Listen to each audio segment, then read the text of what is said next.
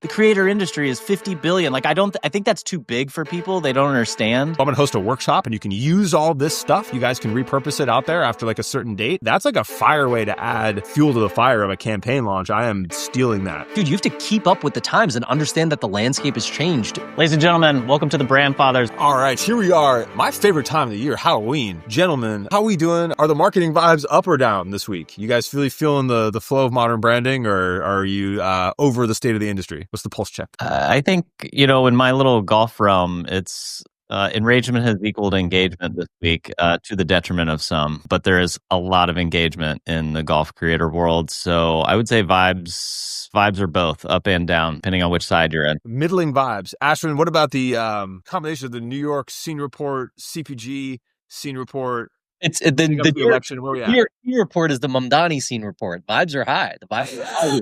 Oh my! Vibes are high. Yeah, I do want to say I'll commit first. Ashwin did commit to doing his TikToks from the Free City bus. Yes, exactly. Exactly. My daughter will be in the free childcare. I mean, she has free childcare right now, so I think it's an expansion of that program. So. Is that you? You're the free childcare? Yeah. We call that fatherhood. She's under the desk right now. Yeah, I don't know if your timeline is filled with all of his content and just like the communities that he is tapping into and how good his social content team is, but it's like I assure you, Oren's feed is not. Oren's is Andrew Cuomo trying to help a New Yorker. If you think there's Democratic content slithering across my feed, you're on the wrong timeline. But I do want to. Did you see Andrew Cuomo's? It wasn't even like hot girls for capitalism. It was like cool. It was like cool women for capitalism. It could have possibly been a very cool thing. Like there's a good concept there. Cool girls for capitalism?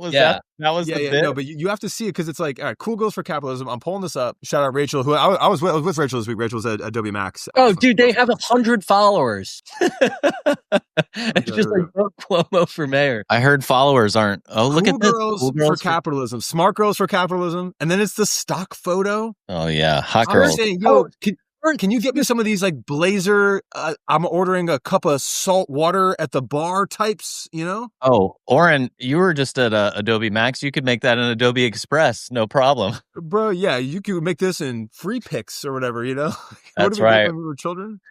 They started it a week ago. Please keep us safe on the subway. I don't know a single woman who feels safe on the subway, but hopefully Zoran's going to make that significantly better. There's no engagement.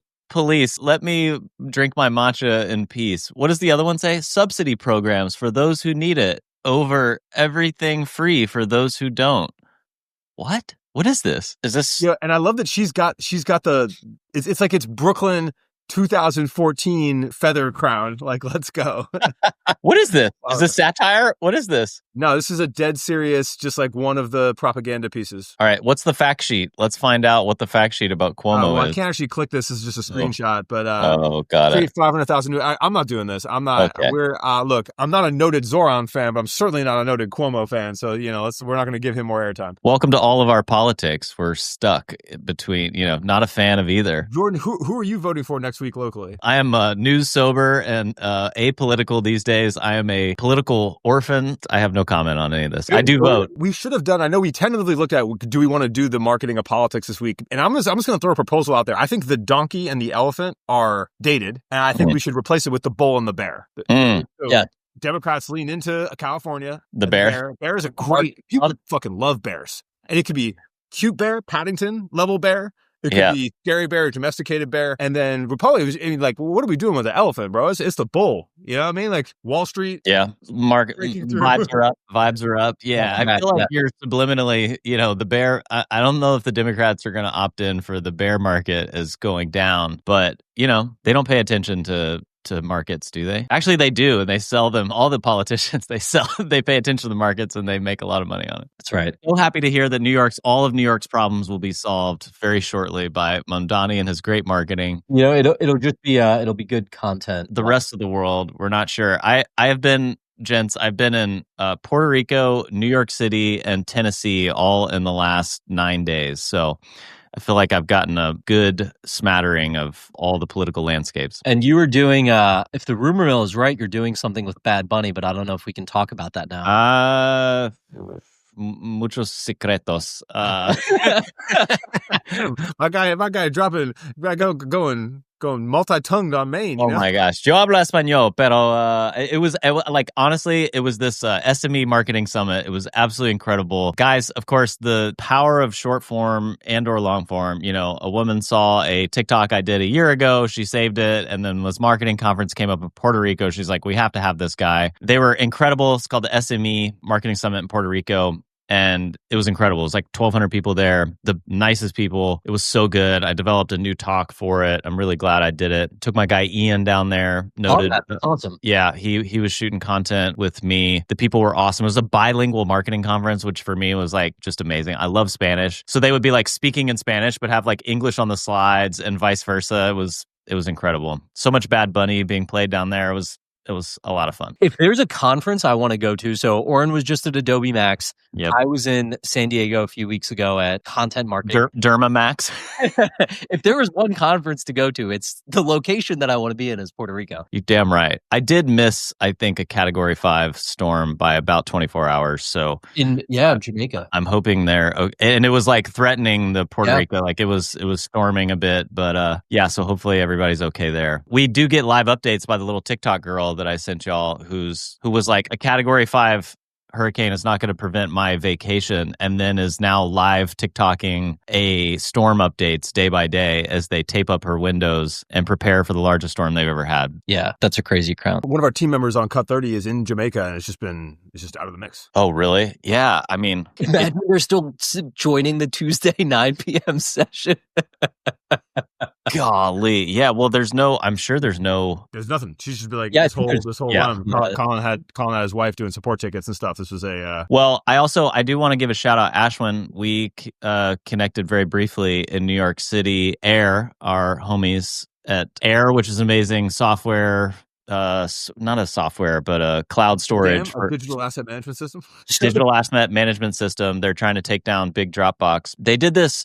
I will say, like, honestly, this was a really clever partnership. They came alongside Bandit, who is crushing in the running game. They're the big challenger brand. They did this Grand Prix, and Air came alongside of them and filled this documentary about pulling off this Grand Prix, which was incredible. And we were there at the premiere. I hosted like a Q&A with the founder, Tim. Ashwin came by. Ashwin, I don't know what your thoughts were, but I thought, like, I was sitting there watching this and I was like, this is really smart from Air's standpoint to come alongside them and do this. And they're actually like shooting gigs of photos and videos during this thing and needing to dump them immediately. It was just a really smart partnership with a cool brand where I think Air's doing a really good job of figuring out how to associate something that's not that cool, like cloud storage, with things that are very cool, like Bandit and all the people in that space. I will say, so you were kind of like, you were part of that. You were doing the interview with Tim from Bandit afterwards. As someone who watched that documentary from the audience side, it was sick. It was a great documentary. I thought so too. They weaved in Air in a really interesting way where it's like,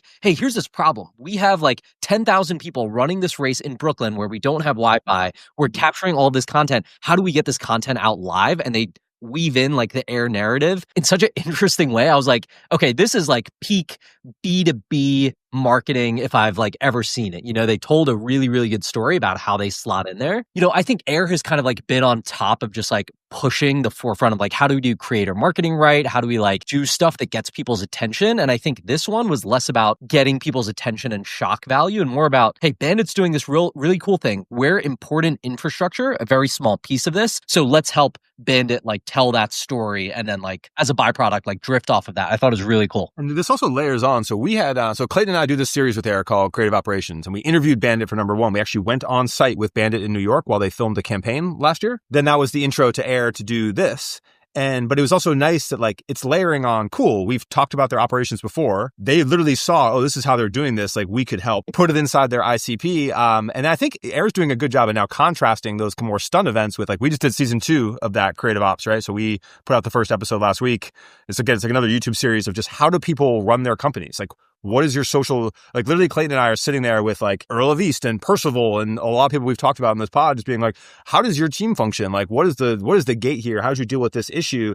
And I think that it's that funnel, right? Where you get people's attention with the stunts and you get right into what's tactical level stuff that people don't talk about that our software is adjacent to is good. And to our conversation last week about like ramp and financial markets and like, how do you do it? I think like actually giving people real useful advice is missing completely inside that niche. Yeah, and it was interesting to, like, Ari and the team over there, Air, were cool. They were like, hey, you don't have to, like, hard sell while you're doing this Q&A or anything. But, like, beforehand, I was chatting with Tim, and he, like, totally lit up about how much he loves Air and how useful it is for them. And so I was like, oh, okay, well, I'm actually going to tee you up to talk about it because you're genuinely stoked on this product. And I mean, we all know as entrepreneurs, anything that makes your life, like, somewhat simpler, you're just like, it's the best thing ever.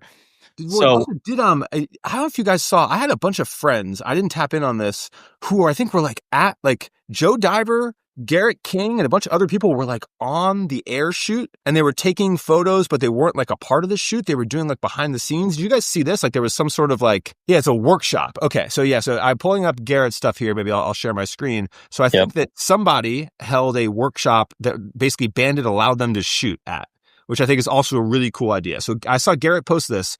Film scans. Oh, I did see this, yeah. From a fun workshop with Joe Greer and Bandit running. And okay, so it was with Visco. And so basically they were like, cool, Bandit's doing a shoot, or maybe Bandit just was and gave the gear and the models, but they were allowed to go shoot. So Garrett went and shot these on that set with a bunch of other photographers. I don't know if this was for Visco or this was for Bandit or if this was just Joe Greer putting together a workshop or whatever, but that's sick. That's a really cool setup. And it just the rising tide lifts all boats. Like, it's good for the photographer, it's good for the brand, it's good for the software company. Like, it's just good for everybody. And in fact, at this event, a friend of mine, Meg Murray, who is one of the smartest strategists I know, she just left an agency called Analog Folk and started a new agency called Dogjaw. And her whole like these, I was like, what do you guys do best? And this was like her thing. Like, she's so passionate about this type of thing where it's not good enough to just do like a campaign shoot anymore. You need to like be telling the story around all of the multiple facets, you know, and probably even those models are some like running influencers who are also going to be sharing that. So you're like just getting like an exponential rate of return versus before you would take some photos and you put it out on the brand channel and that would be it. So I love this from an actionable standpoint in that, okay, say you're doing the setup to do a brand photo shoot. I don't know if this was attached to their campaign or if this was separate. It looks like it was separate, but say it was the campaign. You're doing all this build up for this day. You're probably doing set, production, location, models, whatever. It's like, cool, tap on the extra day, get somebody with a thriving photo or creator community to be like, cool, I'm going to host a workshop and you can use all this stuff. You guys can repurpose it out there after like a certain date and then like run amok with it. That's like a fire way to add fuel to the fire of a campaign launch. I am stealing that. That's next level, bro. You might have added level 401 on top of the 201 and 301 there. I'd like to thank Bad Bunny, the Mamdani campaign. And what's our next topic? I want to ask you guys this, actually. What topics on the internet do you talk about that you get actual hate speech or messages? Do you get this? I got some pretty aggressive, well, look, I'll make a video about what mattress to buy and I'll say someone's mattress sucks and I'll get fucking death threats. So it's a little bit different in my corner of the internet. Wow. But I think I don't get much unless I got a lot for the Make America Healthy Again video.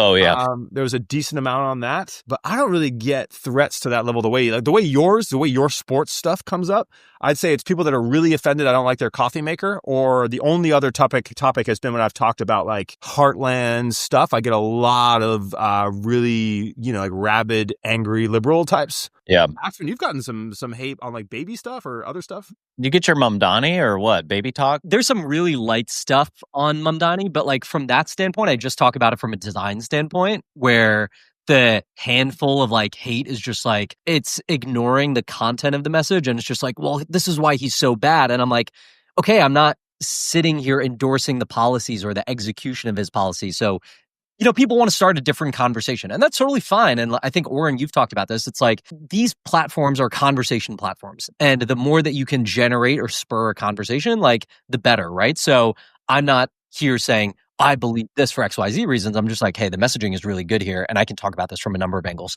Yeah, I think we also present things on the side. Like, I got all these comments being like, oh, we're glorifying this on this Make America Healthy Again video. I'm like, no, like, literally look at the thing. I call it propaganda from the beginning. I explain where this movement is, and I talk about its aesthetic, but there's no like strong opinion which way. It is enabling this conversation, but people will then jump to their bias, you know? Yeah, exactly. Yeah, it's very tough. I think you probably get a lot more on the sports side. Yeah, I was going to say, Jordan, you probably get, which is ironic because you are like probably the least polarizing of the three of us.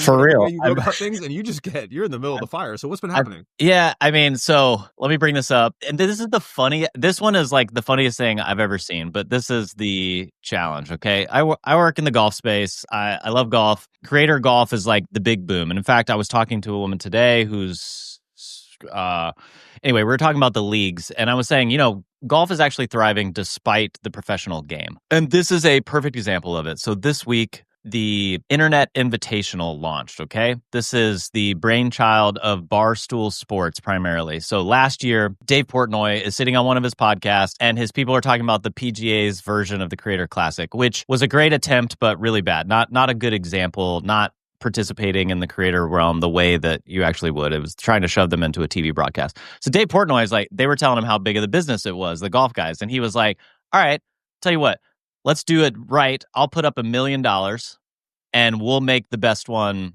ever. And everybody was like, whoa, what? So this all-star team that you see here in this top left is basically the top 48 all the golf creators, like big following, probably a collective following of, I don't know, 20 million here. And they bring them all together. They filmed this like 3 months ago. Everybody had to sign a airtight NDA, and they have kept it under wraps. And now they're rolling this thing out in like 7 parts. So starting yesterday, they rolled this out, and it's basically like most of creator golf is the creators own the channel and they own the distribution. Well, if you know anything about Barstool Sports, Dave Portnoy and them are known for controversy. So they are creating a reality TV version of this creator golf thing. And most creator golf is like pretty lighthearted and everything. But this one has taken a weird turn for the worst. So I have a friend, I've become friendly with this guy, Luke Kwan. He lives in Dallas. He's one of the top YouTube golfers. He sleeps in for his tea time, okay? And it makes amazing content. People love it. Let me see if I can. Is that PFT commenter? Yes. God, that's my boy's brother. Is it really? Yeah. He's used to work for me at a previous job. Anyway, that's the whole thing. So Luke sleeps in, which he's done before, and he's kind of known for this. Most hated man in golf. That's me. You. That's me, I know. Yeah, they hate you. I know. It's because I'm coming from Norway.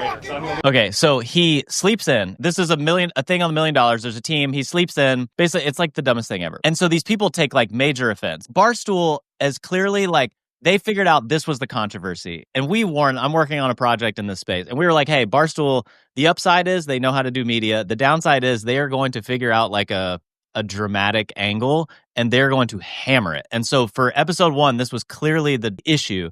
And it kind of has taken like, I'm going to let you guys watch this just for a minute, and then you can see. I'll put it on 1.25 speed to try to, because of my ADD brain, but here we go. We're like, attaboy, Luke. Attaboy, Luke. Great job, Luke. Hey, good job, Luke. We appreciate it. No, great job, Luke. We really appreciate it. Awesome you're in the tournament. Sounds like you don't give a fuck either. It's embarrassing. Thanks, Luke. Get some lunch in you, dude. Get some lunch in you, Luke. Yeah, it's funny. It's funny. Maybe a nap? Luke Kwan. Too good for the Internet Invitational. But we're down 8-4 because of you. 8-4? So if I showed up, it'd be 8-3. What? No, it'd be 7-5. You got 7-5. It still makes no difference. Yeah, 8-4. Who is this guy? Is this serious? You think 7-5 and 8-4 are the same thing? Well, we still lost. What? It's not over. It's not over. Well, I'm here for the afternoon, though. You didn't show up to the tea time, and then you showed up and didn't care you were late. So, okay. I'm just gonna, I'll kill this, but it's kind of the dumbest thing ever. But like, honestly, all this space, I mean, you're all professional, like everybody's like nice and whatever. And, like, these dudes have now brought this element of like, he's like cussing this dude out, like, and yelling at him. And so the Barstool crowd, everybody was saying that Luke was like rude to PFT commenter. He was his partner. What? I don't even know, dude. It was a 3.5 hour first episode. They've now launched 2 in the last like 72 hours. Who has 7 hours to watch Creator Golf? Just on. I get there are so many dudes who are just at work at their insurance job or whatever, where it's just like on the screen and they're just like. That's true. So like this is like, I mean, now, I mean, it's got. What's the phrase? It's like big news for the unemployed. Yeah, that's fair. So like it's all these like news stories. They're hammering it everywhere. So I made a video. I called Luke yesterday. I was like, dude, are you okay? Like, what's going on? I made a video just defending him and basically explaining like, hey, I think Barstool is closer to the Kardashians than they are ESPN. It's reality TV. They're creating drama. Dave is the best at this. He's worth $150 million. In my opinion, though, like, I just think this stuff kind of like, it's not my thing. Like, I think it takes it too far. And so anyway, I made a video defending him. I have dudes in my comments who are just like, fuck that guy and fuck you, and like this guy, like, dude, I'm gonna show you. I'm gonna play this. I'm not gonna lie. If I had to pick polarized sides on that, I would never go comment on someone's internet that like anything negative. But yeah, Luke is dead to me. Wow. Oren has taken sides. This guy hits me and he's like, he comments a bunch of things on my thing. He's like, you're a joke. He's like, people chomp. Dude brags about a thing and can't even afford braces. Oh wow. And then he's like, you're a clown. Go reply to Landforce comment, you effing R. I was like, and so anyway, I tried to I was like, brother, are you okay? Like, genuine question. Like, he's just like, you're hammering me. Look at this. He's like, you on meth again, dude? Handle like a everything you said. I was like, man, this is internet TV golf. Are you okay? Like, then he immediately gets racist. No. Yes. So, and then he's just like, keeps going. And I'm like, Lord, what do I do here? What do I do here? And I said, I basically. From that first comment from the first emoji block, like. I know. Anytime I get anything like that, like just immediate. I'm happy that you're trying to like go mediate through the youth, but they can go find God, Well, that's what I basically did. I said, man, I pray the Lord's blessings over you in your heart. Like, I am. And you know what? He stopped and he was like, okay. And I'm just like. Yeah, bro. If you invoke the blood of Christ, everything gets better immediately. Honestly, I try. Like, dude, trust me. I went down the route. I went to try to find him on LinkedIn. I was trying to find this dude, and I was like, because you worked at a quick stop because you're good. Yeah, I've playfully, kind of reminded young dudes like, hey, the internet is real, and there are real consequences sometimes. I don't want to dox him. But like, honestly, go reply to Landforce's comment. You fucking retard. How great is that, dude? I need that on a shirt. That's what he's saying to me. I know. That's what I'm saying. It's like and what he's saying on anyway, because Landforce was like defending it, going against Quan too.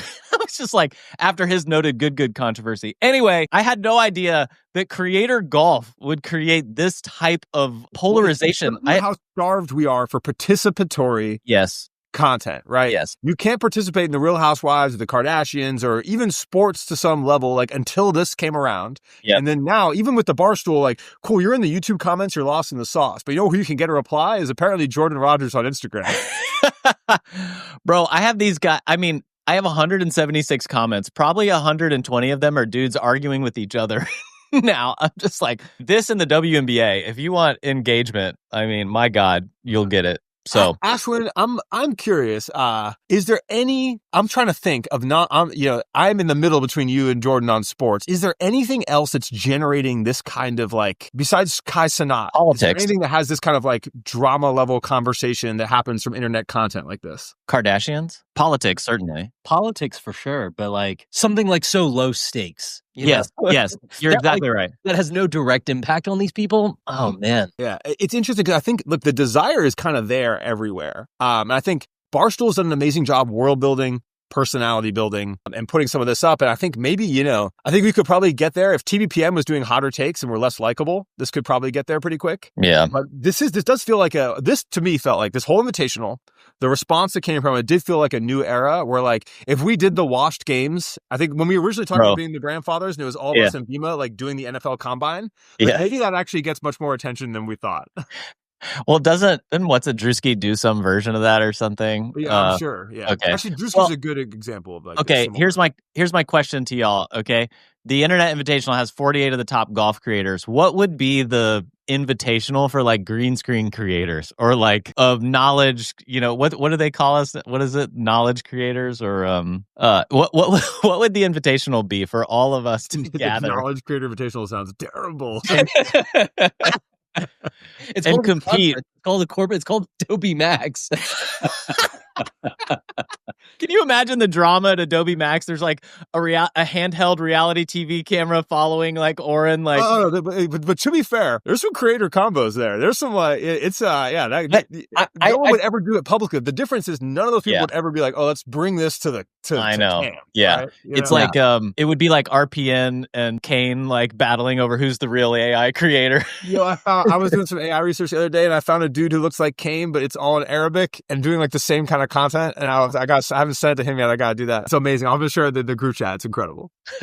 Amazing. The creator golf world is thriving. I'll tell you all that much. So what's the takeaway? What if you're a brand, if you're a whatever, is there anything you can learn from this, or is this just pure drivel? I think to me more, I can't say too much, but I'm thinking about this space a lot. And for me, I think for the creators, it's like, hey, you get this carrot of $1 million from a large organization, but you have to know what you're signing up for. And you are basically giving over your likeness and image to be portrayed however they want to edit it. And obviously you can not do something like sleep in and maybe be more apologetic or something, but this is the risk that you sign up for that $1 million. And so some of that is like controlling your own media distribution. I love, though, on this, we're super nerdy on these types of things, but they have a triple collab of Barstool, Bob Does Sports, and I think the Internet Invitational handle that they've started. And it's got, 4 million views in 3 days. So there's something here. And then the other is just like Landforce did a video on this. You can do the one YouTube, but it's about driving all of the short form and teeing everybody up with assets for that day. Everybody has their own little version of like their content that they're going to be hammering that day to drive viewership. It's a great media rollout. I do feel like what we're missing in our world, at least, is the Barstool. I don't even think we need a Barstool, like we're all signed to the same thing or there's a network or anything, but there is an organizer, because there isn't like, besides to your point, like Adobe Max, like Adobe's going to bring a bunch of creators. There's a brands who will facilitate some of that, but they're going to do it like it's servicing something different than the entertainment factor. Yeah. And I do think that in the knowledge creator world would like add a really interesting element. I don't know how that comes a part of it, but something. Well, I think it's the brand father supported by a big agency who wants to support it. So we can't even like do the basics, but we can't even do a Zoom call. But Edelman or one of the big Viral Nation, someone, we're here. If you all do all the work, we will rally the people and post about it and get people there. All right. Let's go. What's the next? Ashton, what do you want to hit this week? Is this Pomelli? Yeah, Pomelli. So we'll hit a couple of topics from... Pomelli has a ring to it because it's kind of like, it's like Pompeii. Yeah, Pompeii, a volcano that actually destroyed an entire population. Maybe that's poetic for Pomelli AI. Is more confusing. Yeah, yes, it killed multiple AI startups. Yeah, it killed a lot of humans. Maybe that's what AI is doing. Oren also invited the robot into his house. We'll talk about that next. Oh yeah, we'll get there in a moment. Shout out my guy Neo.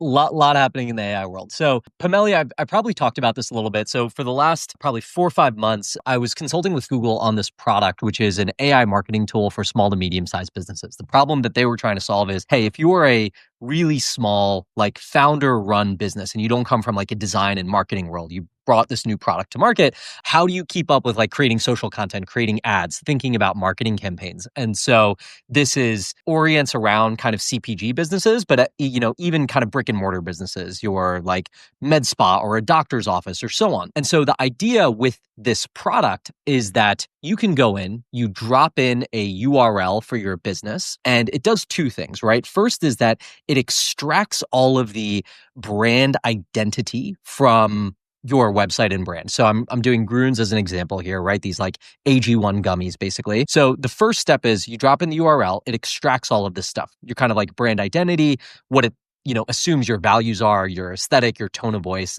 kind of business overview. And this, I'll kind of pause here because throughout this process, we did I would see a lot of the user testing that they would do with these really small businesses and kind of like get their live reactions. And for someone like me who comes from the brand side, I look at this and I'm like, well, yeah, I get this because like I was intentional about crafting the strategy beforehand, so I don't need to see something like this. But a lot of these people who don't necessarily like come in with that intention, they're just like, oh, it's kind of cool to see like, I didn't even know that was my aesthetic or tone of voice, or like, hey, that's a really good way to like explain my business, right? We're talking not people who are like diehard like CPG and brand people, right? We're talking like the 99% here. So there was a lot of like interesting response when they saw this. But the idea is the platform, it says, hey, here are the guardrails. Here's your brand identity, your business DNA. Now we're going to generate like marketing ideas and campaigns for you. So you're like, okay, this looks good. Now we're going to go generate some campaigns. This is what this business DNA looks like, right? You have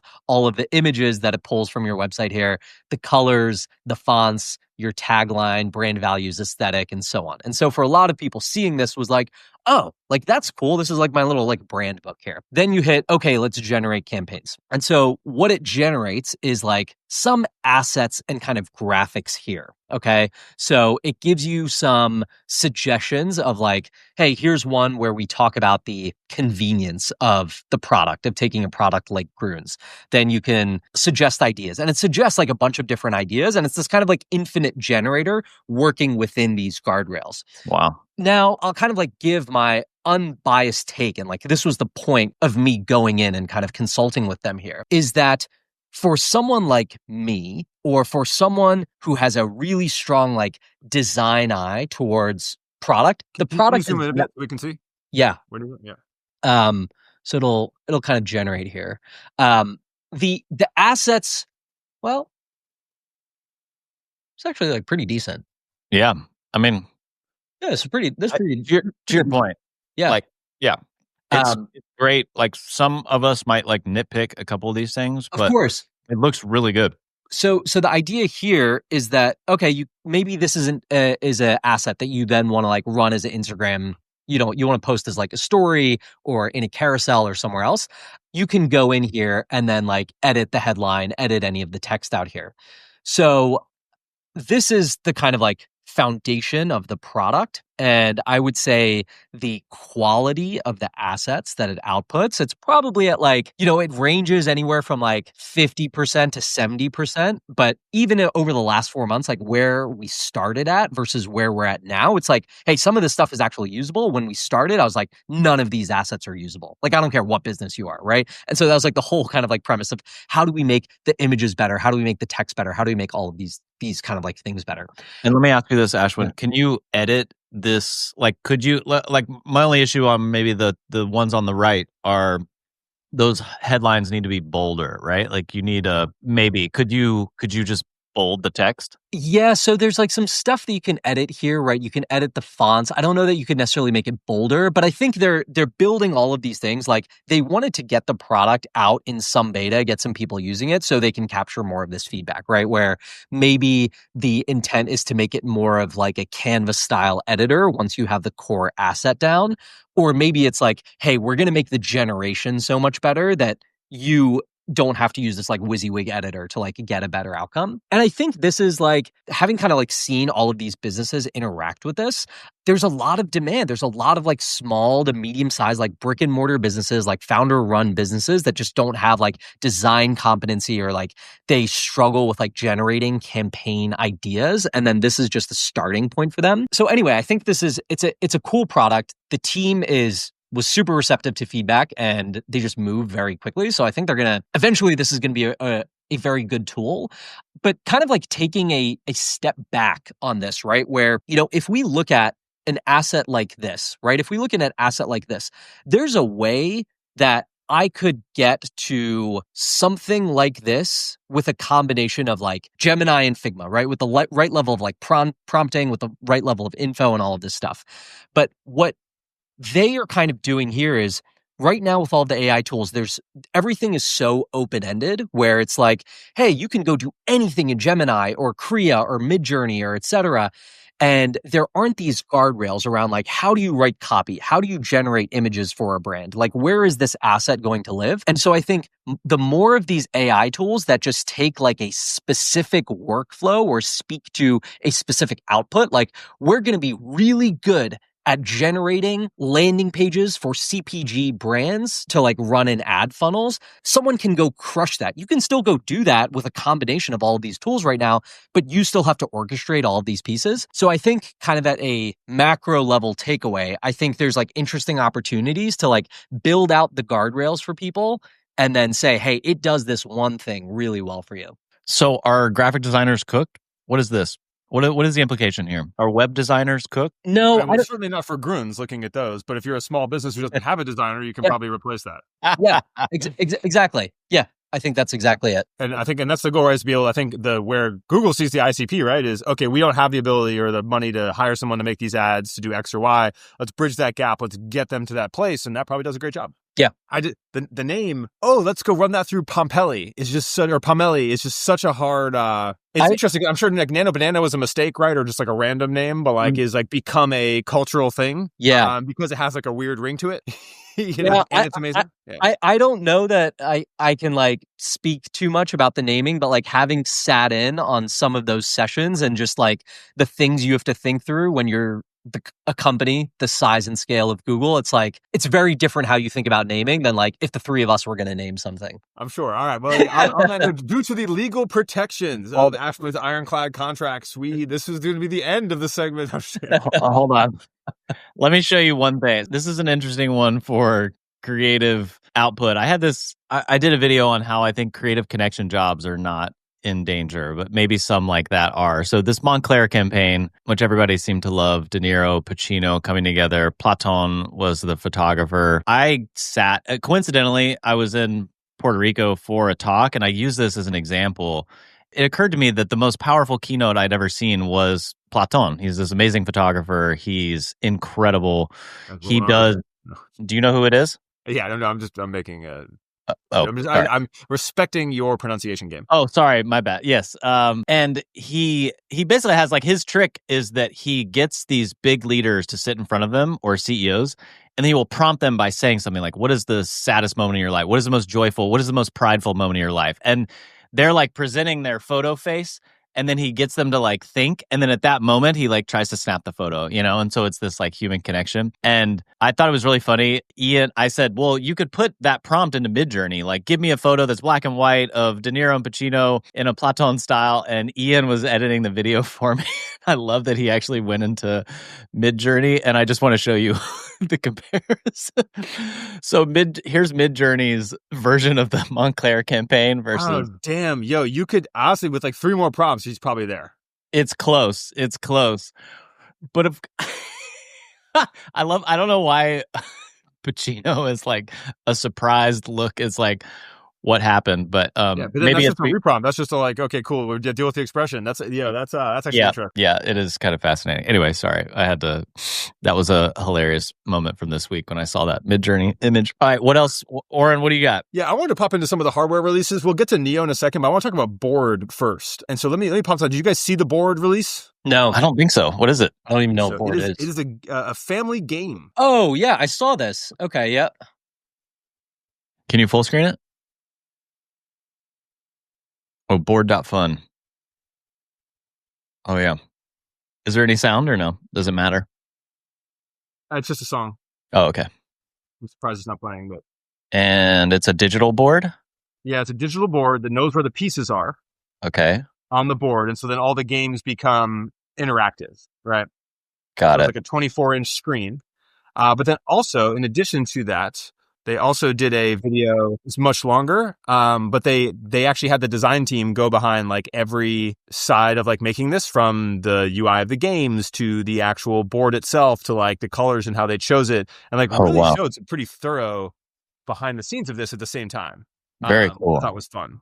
Yeah, like how he worked through it. Wow. But yeah, that is game changer is a great line. A game changer. That is a good line. But it's interesting, and I brought this up, and then there's obviously Neo, the robot, and what they released, just because I think like, we're just in this like shipping era. I think that's kind of like the right way to put it, where like, look, I was at the Adobe thing yesterday. Adobe is now 4,000 features and like all these new apps, right? We have never seen as aggressive, and obviously a lot of this is going to be AI enabled, et cetera, of like software shipping. At the same time, there's this big competitive thing happening, right? Where Canva's trying to steal as much of the spotlight as possible by announcing that they're making a bunch of like free stuff inside their Pro suite. And Figma also acquired Weave, the other day, and they're like promoting that. And it's like everyone, there is a actual features, like actual user features and actual like shipping arms race, which is great. It's not like, okay, who has the best marketing, who is doing the best. It's like, we need to be pushing stuff that people will actually use to determine who has value. And like, even in that hardware one, right? Like, I think Neo went to that release because someone had cloned their robot. I saw the other day. Oh, so really? The startup was like, here's an exact same thing. And so I think they were like, shit, we need to do pre-order rather than wait until this thing is like completely set up. Oh yeah, I didn't realize that. I'm trying to remember, somebody else had that where like someone was going to steal it, and so they had to launch it kind of early. But yeah, that's and so I don't know if that's the case, but I remember seeing it on the timeline. I know people that work at 1X, or at least like, I follow them online, and I remember them like kind of subtweeting this, like, oh cool, you're just gonna like release our product or whatever it is. And then it's like, and if I'm them too, you're like, all right, well, whether or not we want to wait, being first to market is going to be huge, as we kind of just saw yesterday, right? Like, Grok has a robot supposedly, like there's a bunch of these out there, but like, who's the first person that's like, here's this thing and we're taking orders no matter where it is in the timeline, is an interesting play. The second one is going to get a fraction of the attention unless it's fully done, unless it's like, you can get this tomorrow, right? Yeah. Well, I thought the Wall Street Journal version of, I don't know if you saw their like walkthrough where it was like trying to do the dishes. It was interesting. Here's the thing. Is when people are kind of talking about this, or like remote, whatever it is, like in a different era, if this was 2 years ago and someone was launching a remote control, whatever, it would be like, okay, cool, they're never going to do it. It's going to be Juicero. It's going to be whatever, any of these big hardware failures. Right now, with how fast people are shipping, how radically code is changing, etc., my doubt level of what someone's able to achieve in a time period is just significantly less. I feel so much more is achievable that I feel like looking at a prototype or knowing that, oh, there's how many engineers working on this. Think of how often OpenAI is just cloning other people's products left and right, being like, oh, you want a browser? You want to, you want this, you want that? Like, because they have money and compute and engineers. And so I actually feel significantly better about the prototype to final of anything than, again, what this would have looked like a couple years ago. Yeah, that's a good point. There's a lot of shipping. You're right. But I think it's interesting to talk about it. They put out this launch video. They were open to the press. Like, they didn't hide that this is happening. Like, they were like the Wall Street Journal and Marquise Brownlee and all this. Like, they're like remote controlling it. They're whatever. It is a cultural conversation. I also like that on X, they were the top sponsored post on topics. They were sponsored like across. It was impossible to get away. And which I also think really shows you in this like post TBPN era, like how important the tech community on X is. And not just for the conversation, but for the sales. Yeah, it's a smart partnership for sure.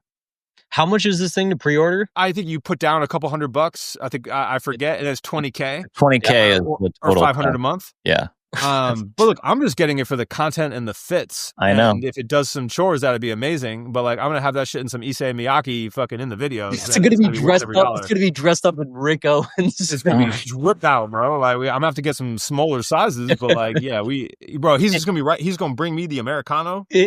Finally, platform shoes. Yeah, finally, your Chrome Hearts jewelry can be put to use, so it's not you just sitting in your basement. It's just dripping on the robot. The humanoid. Yeah, absolutely.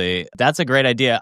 When I saw that you said that you pre-ordered, and then I saw it, and I was like, oh wow, and I thought, whatever the cost is, it will come back in content. I was like, matter. $20K, easy. That's what people don't understand, is that anything, if it's a hook for 10 videos, it's worth whatever amount of dollars. You're right. But then also I am relentlessly bullish on the future and would like to be excited about whatever those are. And you're going to take some L's there, but I feel like being relentlessly bullish on the future is way better than another scam. It's just a type of mentality I don't want to have. And I would also like to support those who are bullish on the future. Love that. I'm with you. Bro, I feel like I haven't adopted Threads as much because all I see, I've seen you and Landforce responding to people, but like for whatever reason, maybe it's my algo, it's just creators complaining about Instagram. Take Instagram. I made this joke at Adobe Max. I was going platform by platform. My talk was like starting social media for creative professionals. And I was like walking through the platforms. I'm like, and then there's Threads, which is a platform for creators to complain about Instagram, which is really too bad because it is a well put together. There's a good audience on there. There's other stuff happening, but it's just fucking brutal. It is. And I muted the words Instagram, Maseri, views. I've tried to get, and so my algo has gotten a little bit better, but it's ruthless, and it just shows how much people just won't accept personal responsibility for anything. Like, I don't remember, like, I had the other week, I had like a bunch of like 20,000 view videos and some of my worst shit ever. And you know what? I was like, man, my content is not as fucking good as it used to be. Yeah. And I went and I re-fucking did it, and it's ripping. Yes. And like, this is the cycle of things. I was having this conversation with one of my friends who's a manager to a bunch of TikTok creators of very large scales, right? One has like 18 million followers on TikTok, like 2 million on Instagram. She had a typical format, and she was talking about how that creator is very upset because her Instagram views are tanking, her TikTok views are tanking. And I went and checked, and I was like, yeah, relative to the consistently like 4 million views that she would get, she's now getting like 80,000 views, 100,000 views, which has to be like pretty demoralizing when you have 18 million followers. But I look at the content, I'm like, content's the same exact video that she was doing in 2021. And if you think you can just like do that same shtick, especially when it's like a shtick, there's no like information being communicated to someone's like, oh, I watched that and like I'm better off for watching it, or like I laughed watching that. It's just like I'm doing this like bit every single time. It's just like, dude, you have to keep up with the times and understand that the landscape has changed, because that's being showed to your existing audience first. And it's like, I've seen that video 375 times. Like, I'm not gonna watch that again. And brands are really getting it. So I have my current personal algorithm on Instagram, so I've been buying some stuff, is like a very luxury brand, very like premium brand driven. They're getting content, banger series, banger videos. And I'm like, oh, this is no longer, even now when we have brands coming to Cut 30, I'm like, hey, you need to, your hack for lo-fi to not go spend that money is expert, right? Like, you need to go put out your doctor, your chemist, your whatever, and have them be personable and talking about things that really matter to people. You can still win there. But now it's like a strategy, not just be online, do these things, because people are getting much better. But that's what's happening, right? Like, I looked at, why was my content not doing as well? Because there's a fucking 1,000 other people doing the exact same thing just as well as me, honestly. Sometimes better than me. So what can I do better than them? And that's the game of anything. That's like, you're seeing this, it's the same thing as you see with a television show. Can you do the same? Season 17 of Grey's Anatomy is less popular than season 1, unless they made it amazing, right? So I do think that that's the attitude that, again, is prevailing on Threads. And I don't know, I don't know how you get away, because people now feel it's okay to just get on there and complain. It is the app to go to complain. And that is a real user problem for them, for an app that could otherwise be amazing. And I don't know, they can't just be like, banhammer if you complain about Instagram. That's even worse, right? So how do you properly manage that? And I mean, honestly, it's algorithmic fucking change that really emphasizes anything that's not that. But I'm curious how they manage it. But this is the challenge with algorithms, and what's always kind of been my complaint. They're not as smart as you think. They're basically optimized for engagement, and people engage with enragement and complaining. The human brain wants to complain and vent. When you do that, you're going to have, if you have 10 followers, 9 of them are going to be like, yeah, I liked Instagram better when it used to be, and the one who might be like, well, I don't know, why don't you just try something different? They don't want to hear that, they want to complain. And so it's like, God, it's so infectious. And I just tell people all that, they're like, it's so hard. I'm like, yeah, I freaking built a following taking images, looking down at a cup of coffee with cool sneakers, or looking up at cool buildings. That's how I built an Instagram following years ago and got to 40,000 followers. Guess what? That does not do anything today. I did not necessarily want to be a vertical video creator and like a talking head, but I felt like if I wanted to grow and I wanted to challenge, so I take it as, I do feel like I will complain to myself or to someone else, and then I will take it as a challenge. And it's like, okay, part of my talk. But that separates thriving creators from not thriving creators, I know. Right? I think the reason that we're all friends, all the same people in our group chats, whatever, is that we've chosen thriving and chosen having to work through those things. And there's a cultural shift that it's okay to just complain online and not do something about it. That is a cultural trope of our time. I freaking hate it. It's poison. It's poison. Young people, do not do this. This is not your thing. And I will say, young men, seriously, Poly market. One of the best career advice things I ever got was, I prided myself on saying the hard thing or the truth. And I had a manager that was like, cool, if you're going to bring a problem, I love it. Be bold, be courageous, bring a solution with it. And that has always stuck with me. So it's like, cool, point out the problem. Now get your brain spinning in the solution-oriented realm. And it's so valuable and so helpful. There is there's this kid, his handle is Roscoe Marketing, and he was working in Detroit at a company in like marketing that like he didn't really like. He felt like there was a ceiling there. He wanted to get into sports marketing, and he would listen to our stuff, and we just talk about like content, right? You're doing stuff if you want to like get into a different space and just like start talking about it, right? If you have some passion. So he started making Instagram like short form video about like sports and his takes on like sports marketing. Yep. And he came up to me in New York and he's like, dude, like watching your, like the three of you guys stuff and just like doing it, like changed my life. I got out of this job and I was like approached by like the NBA or someone because they saw my videos. He's like, I have 3,000 followers and I wasn't getting crazy views, right? I was getting like 10,000 views, but it allowed me to get a new job in New York because these guys saw my content and my takes on something. And it's like, yeah, he had this problem. And like most people in his space would just be like, I'm stuck here. I'm like, you know, my environment, my circumstance, like I'm a young guy. Why would anyone ever hire me? And he's just like, no, I'm just going to go do this. Do it. Also, there's a difference between the casual viewer and the intensive viewer. When I look back at like, cool, I used to do a video about email marketing. I could probably get 70,000 views in a video about email marketing, which to me at the time was fucking crazy because I was like, there's not actually that many people that care about email marketing. And I think the thing is that was true. They had these bigger buckets, these bigger algorithms, this less content for this. And so they would kind of show anyone minorly interested in me or marketing or whatever, the content that was there. Now that same video, even done significantly better, will get 25,000. But even that's amazing. That's 25,000 people that kind of actually care about email marketing, to the same point of he had 8,000 people view. He's like, 8,000, it's not even that many views.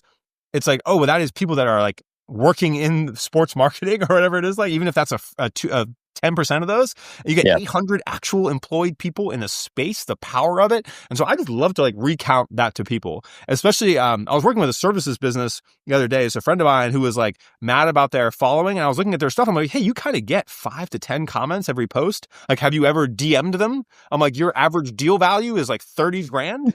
You know, I was like, you actually don't need any more views. You just need to advance your funnel up a notch so that it's a proactive funnel that when they comment, you're like, hey, you live around here? Yeah, totally. You have a mini chat automation. You could literally do it right now. You just hit them. Like, I mean, you're exactly right. And you know what, Ashlyn, did you meet Jake? Jake, the fitness creator at the Bandit event. He said he started watching our stuff and just started making videos on the fitness industry. It was like kind of this other thing. And he jumped to like, I don't know, 30,000 followers because people were interested. And then this company came and acquired his business and he moved to New York City all in like the last 365 days. It's like, and it's like, if you're on the brand side in fitness and health, okay? Yeah. Like, Jake is the person that you go hit up to like help amplify your PR push. He's like, every week, like 10 brands reach out to me to like, whenever I'm talking about that niche, I just go and check if him and Tatum have posted. That's the extent of research I'll do. Yeah. You know? Yeah. I mean, it's, here he is. Oh, I didn't even realize I thought I followed him. I guess my algorithm just shows me his stuff. But yeah, you know, Jake right here, look at this, 90,000 followers. This dude, you know, he's just in like and he just does like This Week in Health and Wellness, like, I mean, just hammering, you know. 90,000 followers is like, I think like, I don't know, I like underuse the size of my audience, right? Like I think it gets crazy at some point, but like the power of 100K in a niche is so ridiculously, it just changes your life, you know?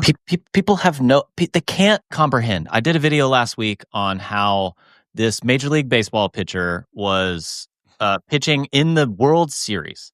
And this dude was like, you know, he had a cool look. He had the swagger to him. This guy right here. And I was like, why do I have more Instagram followers than a guy who was a Major League Baseball all-star and pitching in the World Series? He was in the ALCS. And then all these people were just like, oh, well, he cares about baseball. What the hell he cares about? Like the amount of comments I got on people who don't understand the power of social and how it is a business. And this one guy. This guy was like, I was hired by a company to write tweets for them like 15 years. I understand social media. I was like, he's not chasing clout. And I was like, bro, this is not about clout. This guy had only made $2 million over his career. And I'm like, a social follow, like the second half of his career. And then I looked it up because I'm a freaking psycho. The average person makes $2 million over a 50-year in medium income in a career. And so, you know, this guy's and the average career in baseball is 3 years. So a social media audience, there's this great company, CCG Social, who's doing athlete social media. And I don't know what their retainer, it's not enough. It's probably around $10,000 a month, but their promise is basically give us a year and we'll make that back for you immediately. And that's absolutely true. All of us have made more than 100 grand in social media, and we're not proactive. Way more. This month. Yeah, exactly. So people just don't have any idea. I've thought about, I want to do some, I sometimes think that we don't explain the basic. We all assume, and you can't, I think the creator industry is 50 billion. Like, I think that's too big for people. They don't understand. But I'm trying to think of a better way. When you're trying to explain it to someone, do you have any like anecdotes that you use to explain like the power or the earning potential in this? Well, I just typically describe it as like you give yourself a when I talk to creatives about it, it's like you give yourself a funnel and give yourself a push mechanism. Is the two things I usually say. Like, hey, people that are aware of your work, and then the ability to press a button and contact them when you need something. And that could be you started a new brand, you're launching a service, you just need money, you're moving somewhere and want to get hired. And so you basically have your broad base of awareness, and then like any of those people you've basically gotten into DM or onto an email list becomes that like that button. And it's just, and basically look at like any problem you have for the rest of your life, you can probably solve with that button. And then basically how well it gets solved is determined by the quality and then the size of what happens from there. But yeah, I think we have email lists of various sizes. None of us ever have to worry about working again because we all have email lists even above 10K, right? Is you have 10,000 people that would hire you for marketing or branding consulting. For the rest of your life, you need $5,000 to live, is on the email list. And I think that is that's probably the best anecdote you can give, that is kind of the case if you have a skill for anybody. It's so hard to explain to people. I said before I ever even left Nike, I was like, Instagram has done way more for my career than LinkedIn ever could. And I still believe that. Twitter did that in the early days for me. I like doing influencer marketing, like selling t-shirts for, and for the Mavs championship, like all kinds of stuff. But like, I don't know, man. And I think people think that the only way you can do it is what we do, like talking head, like talking to the camera. No, you can write, you can do carousels, you can do Substack, you can do a, email newsletter, you can do tweets, anything. Show your work. You don't have to talk to the camera. I'm sure you deal with this in Cut 30 all the time, Oren. Yeah, well, we have paths for people that are based on that different stuff. And people can succeed in any way, shape, or form. Ashwin, any final inspirational words for the people? Yeah, I think you summed it up. Just being bullish on the future and thriving. Fucking, let's go. Man, we're nothing if not relentlessly positive. Anything else we want to hit today? I think that's it. Yeah, I think the Brand Fathers relentlessly positive, bullish on the future summit is somewhere. Wow. Dare I say the all-in summit? Go future.